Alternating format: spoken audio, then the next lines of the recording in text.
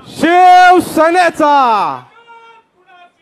शिवसेनेची हम तुम्हारे साथ है।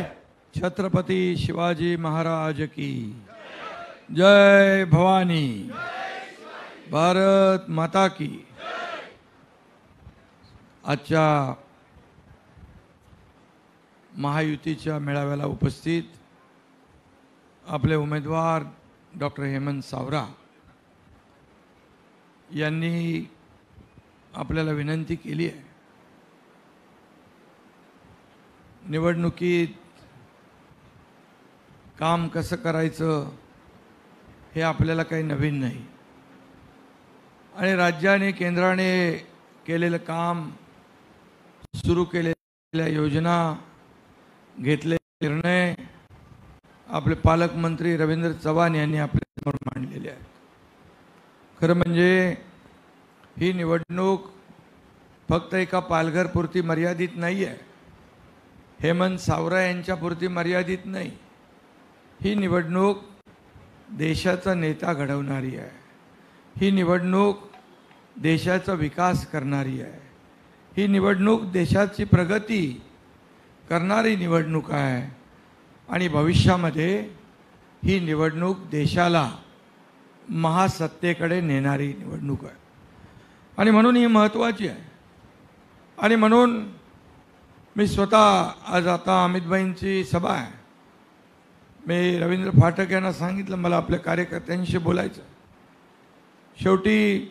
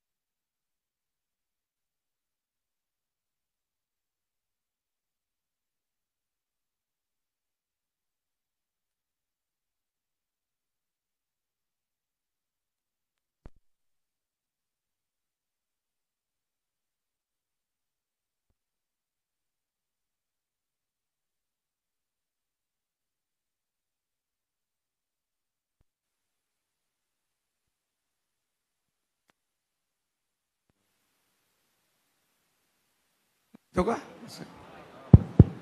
आलाय। तर ही निवडणूक मी आपल्याला सांगत होतो, ही निवडणूक आपल्याला देशासाठी महत्त्वाची आहे। खरं म्हणजे आपल्या सगळ्यांचा उद्देश एकच आहे, महायुतीचा उद्देश आहे, आपलं लक्ष एकच आहे की येत्या निवडणुकीमध्ये देशाचे प्रधानमंत्री नरेंद्र मोदीजी यांना तिसऱ्यांदा प्रधानमंत्री बनवायचं आहे।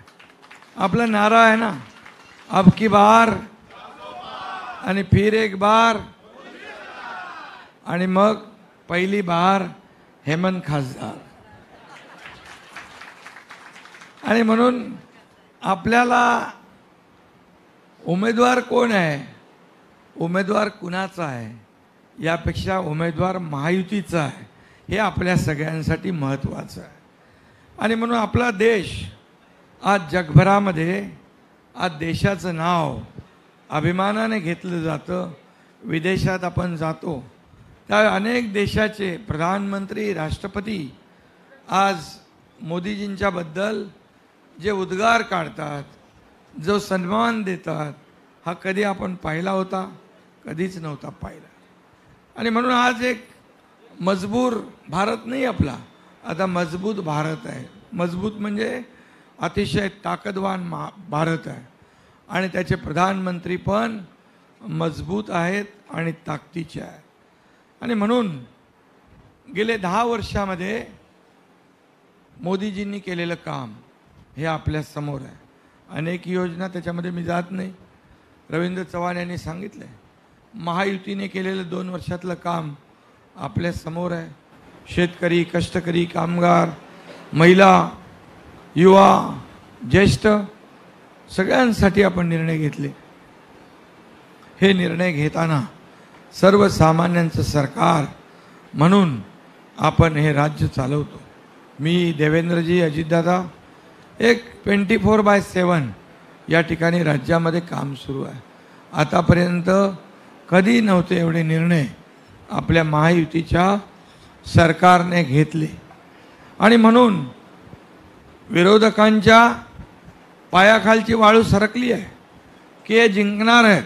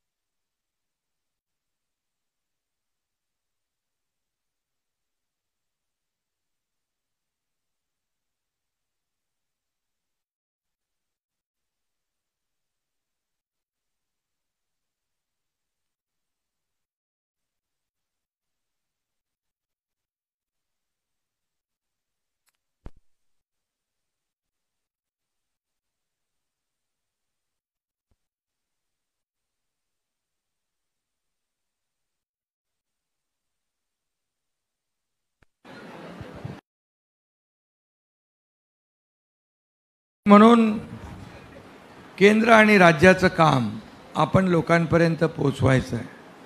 खरं म्हणजे शासन आपल्या दारीसारखे आपण लोकाभिमुख कार्यक्रम घेतले. महिला भगिनींना सक्षम करण्याचा निर्णय घेतला. लेक लाडकी लखपती केलं. बचत गटाला ताकद दिली. या ठिकाणी 50% एसटी सवलत दिली. असे अनेक निर्णय घेतले.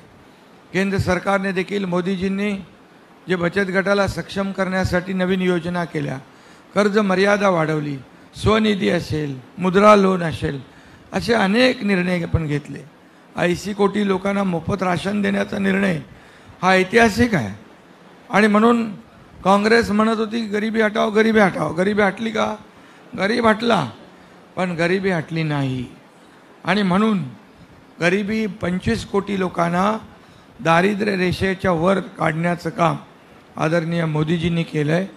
हे आपल्याला लोकांपर्यंत पोचवायचं. हा पालघर जिल्हा आदिवासी जिल्हा आहे. आदिवासी समाजामध्ये देखील काही संभ्रम पसरवण्याचा प्रयत्न करत आहे. परंतु आदिवासी समाज मुख्य प्रवाहामध्ये आला पाहिजे यासाठी केंद्र आणि राज्य सरकारने अनेक योजना केल्या. आज आपल्याला माहीत आहे की या देशाच्या राष्ट्रपती द्रौपदी मुर्मूताई या आदिवासी समाजाचे आहे. सर्वोच्च पद मोदीजींनी आदिवासी समाजाला दिलं. हा बहुमान केला आहे. आज संविधान बदलणार म्हणून लोकांची दिशाभूल करतायत. आज तुम्हाला मी सांगतो, बाबासाहेबांचं संविधान, त्याच्यावर आपला कारभार चालतो. मोदी साहेबांनी म्हटलंय की यामध्ये मला सांगा, बाबासाहेबांचा पराभव निवडणुकीत कोणी केला? काँग्रेसने केला. बाबासाहेबांना अपमानित करण्याचं काम काँग्रेसने केलं. बाबासाहेब नेहमी सांगायचे की हे काँग्रेस जळकं घर आहे, याच्यापासून लांब राहा. आज लंडनमधलं राहतं घर असेल, त्याचं स्मारक मोदीजींनी केलं. हिंदू मिलमध्ये आपण जगाला हेवा वाटावा असं स्मारक करतोय. बाबासाहेबांचा संविधान दिन 50-60 वर्ष काँग्रेसला आठवला नाही, पण ते काम मोदीजींनी केलं. संविधान दिन साजरा होऊ लागला. आणि म्हणून आपण सांगितलं पाहिजे सगळ्यांना, ही जी काही पायाखालची वाळू सरकली आहे, त्यांना माहीत आहे कामाच्या जोरावर यांना आपण हरवू शकत. आणि आपण 2 वर्षात केलेलं काम, त्यामुळे अशा प्रकारच्या अफवा पसरवत आहेत. आणि म्हणून आपण सांगितलं पाहिजे, किंवा मी सांगतो नेहमी याच्यामध्ये, जब तक सूरज चांद रहेगा बाबा साहेब का संविधान नहीं बदलेगा. हे आपल्याला सांगितलं पाहिजे लोकांना. दलित वस्त्यांमध्ये गेलं पाहिजे. ते लोक दलित वस्त्यांमध्ये जातात, लोकांमध्ये वाईट संभ्रम पसरवतात, दिशाभूल करतात. त्यामुळे हे सगळं जे काही काम चालू आहे, त्यांचं दिशाभूल करण्याचं काम चालू आहे. कारण त्यांच्या पायाखालची वाळू सरकली आहे. आज घरामध्ये बसून राज्य चालवता येतं का?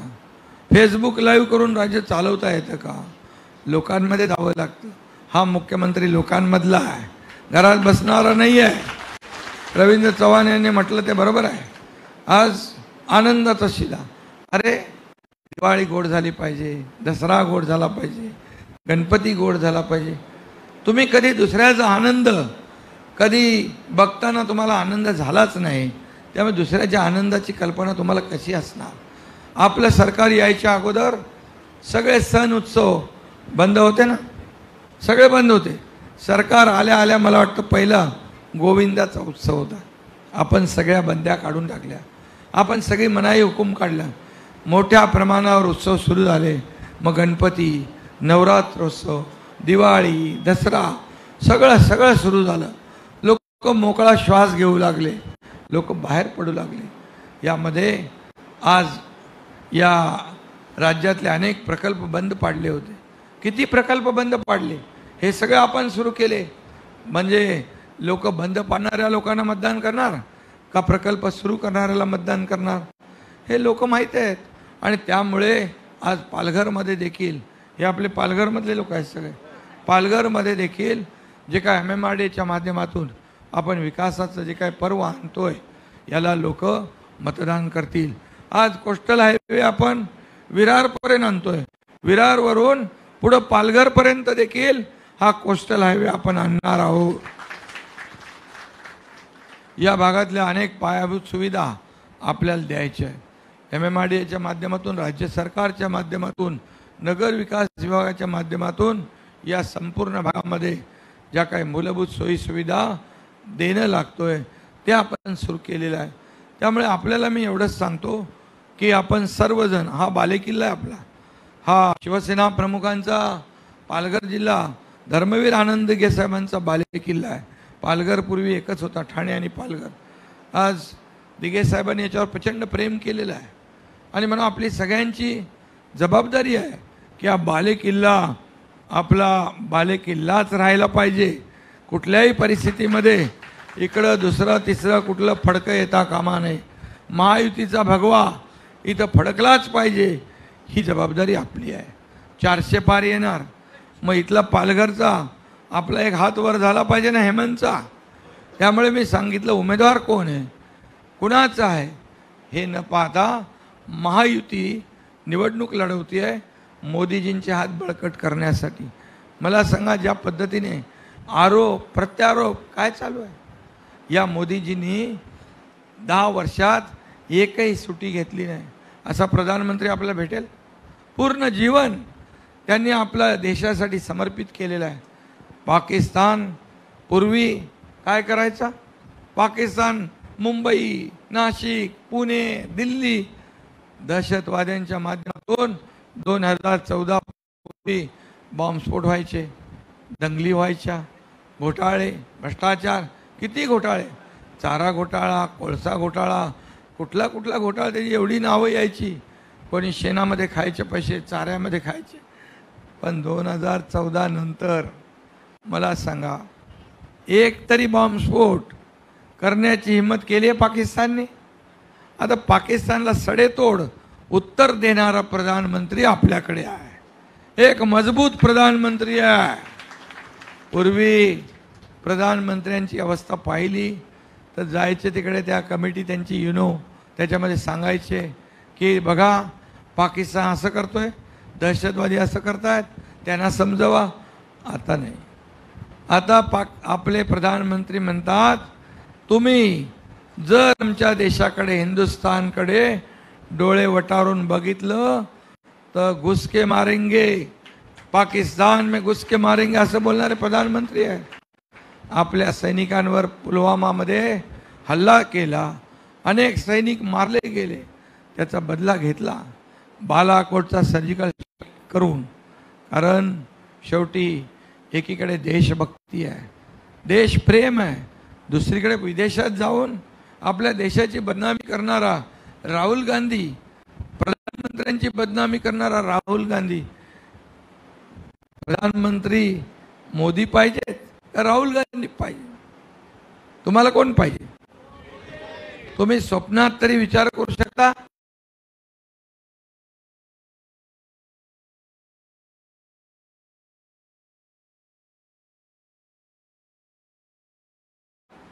रावणावर मोदीजींनी ते केलं इस्रोच्या माध्यमातून, पण याचं लॉन्चिंगच होत नाही.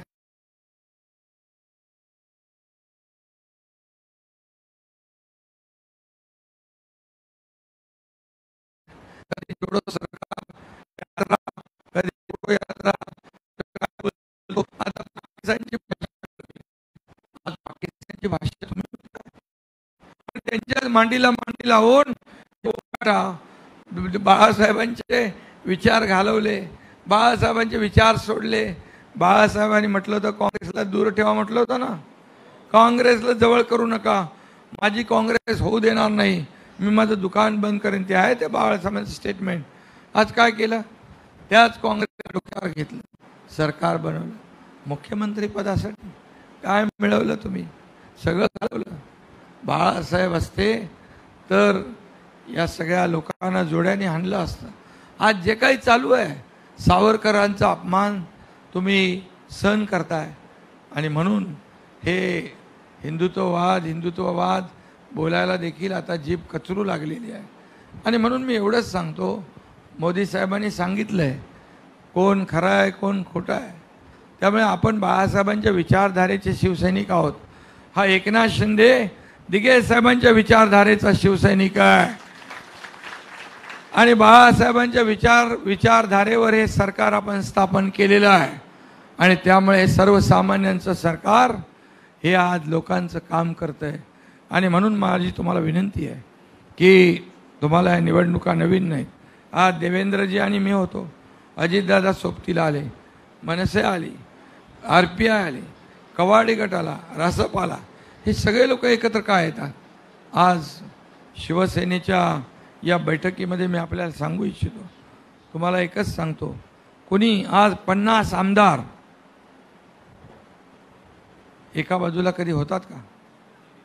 एक ग्रामपंचायत सरपंच किंवा नगरसेवक पण इकडचा तिकडे जायला किती वेळा विचार करतो? 50 आमदार, 13 खासदार या एकनाथ शिंदेवर विश्वास ठेवतात. हजारो लाखो लोक, जिल्हा परिषद सदस्य, पंचायत समिती, नगरसेवक, जिल्हा प्रमुख, तालुका प्रमुख, सगळे लोक येतात. मग या सगळे लोक गद्दार आहेत? हे सगळ्यांनी खोके घेतलेत? अरे राज ठाकरे तर म्हणाले त्यांना खोके नाही कंटेनर लागतो, कारण त्यांनी जवळून पाहिलेलं आहे त्यांना. आणि मलाही माहीत आहे, माझ्यापेक्षा जास्ती कोणाला माहीत असेल.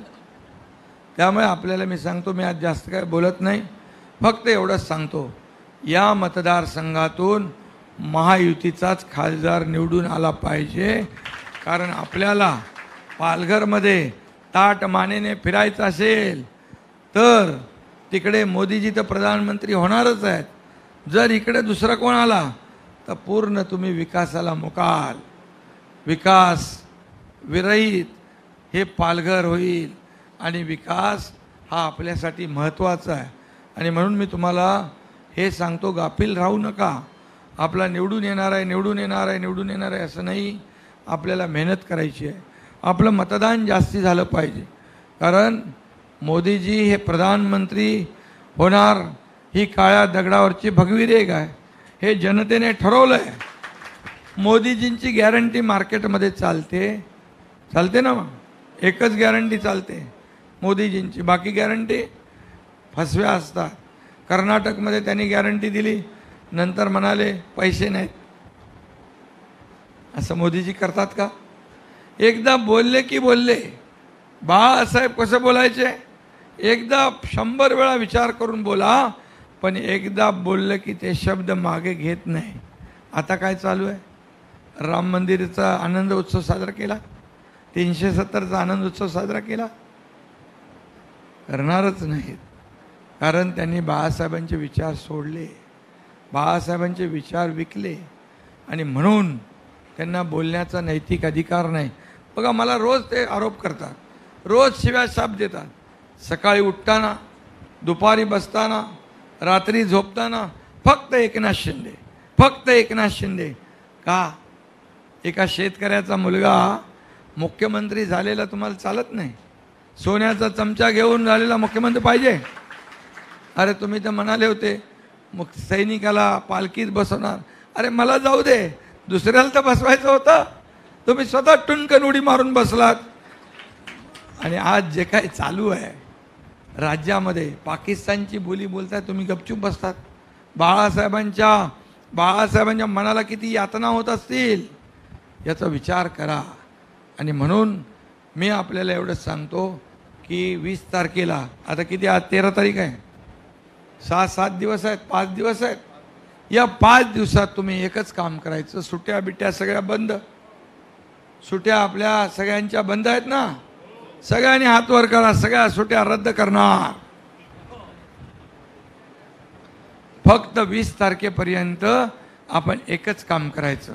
हेमंत सावरात बाजूला राहू द्या, पण मोदीजींसाठी आपल्याला, जसं त्यांनी 10 वर्षात एक सुट्टी नाही घेतली, तुम्ही फक्त 20 तारखेपर्यंत सुट्टी घेऊ नका.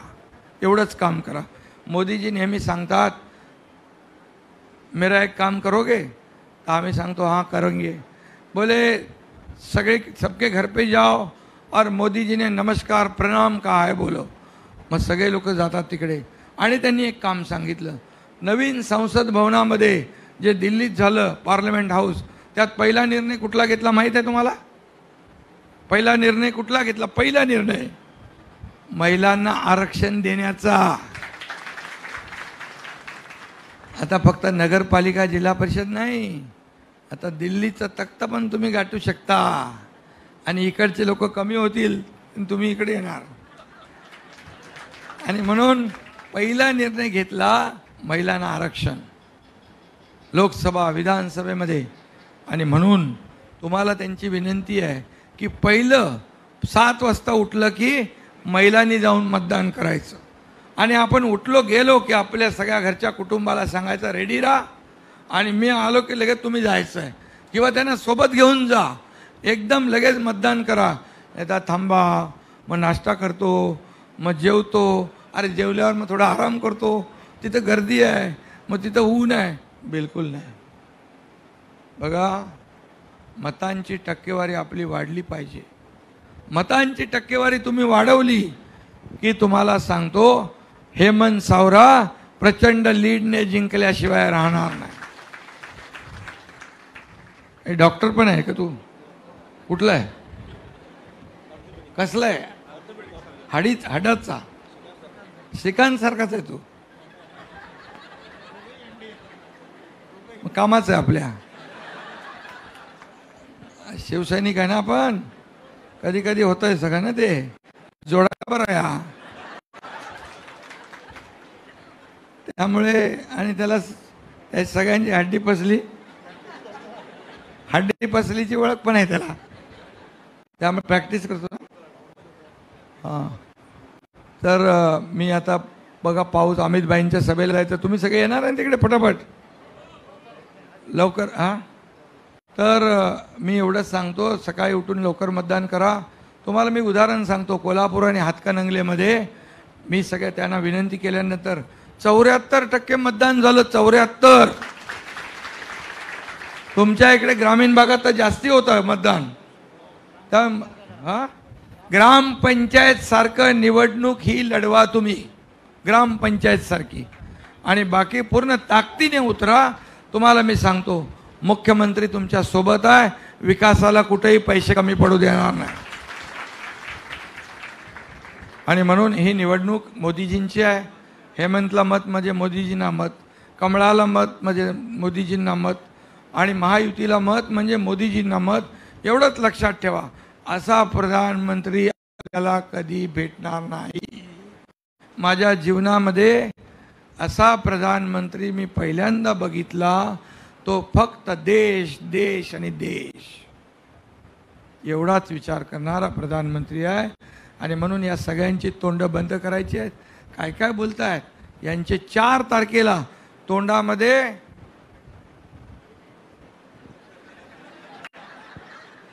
त्यामुळे यांच्या तोंडात पण मोदी मोदीच आला पाहिजे. धन्यवाद. जय हिंद, जय महाराष्ट्र. साहेब आपण अत्यंत व्यस्त कार्यक्रम